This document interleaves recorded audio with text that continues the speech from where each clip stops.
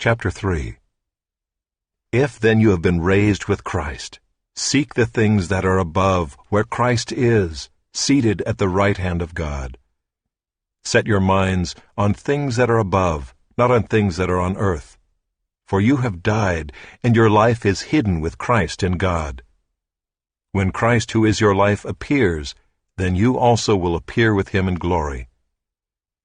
Put to death, therefore, what is earthly in you: sexual immorality, impurity, passion, evil desire, and covetousness, which is idolatry. On account of these the wrath of God is coming. In these you too once walked when you were living in them. But now you must put them all away: anger, wrath, malice, slander, and obscene talk from your mouth.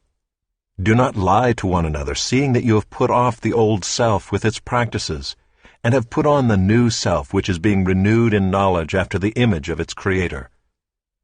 Here there is not Greek and Jew, circumcised and uncircumcised, barbarian, Scythian, slave, free, but Christ is all and in all. Put on, then, as God's chosen ones, holy and beloved, compassionate hearts, kindness, humility, meekness, and patience, bearing with one another, and if one has a complaint against another, forgiving each other. As the Lord has forgiven you, so you also must forgive.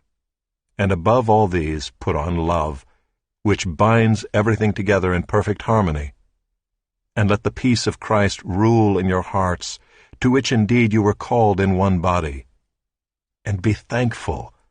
Let the word of Christ dwell in you richly, teaching and admonishing one another in all wisdom, singing psalms and hymns and spiritual songs with thankfulness in your hearts to God.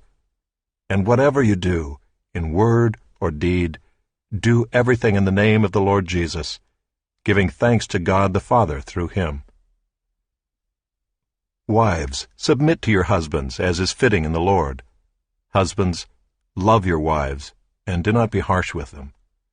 Children, obey your parents in everything, for this pleases the Lord. Fathers, do not provoke your children, lest they become discouraged.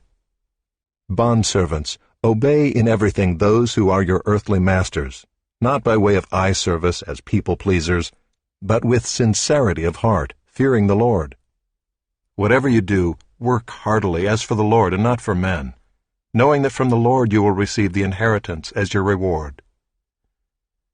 You are serving the Lord Christ. For the wrongdoer will be paid back for the wrong he has done, and there is no partiality.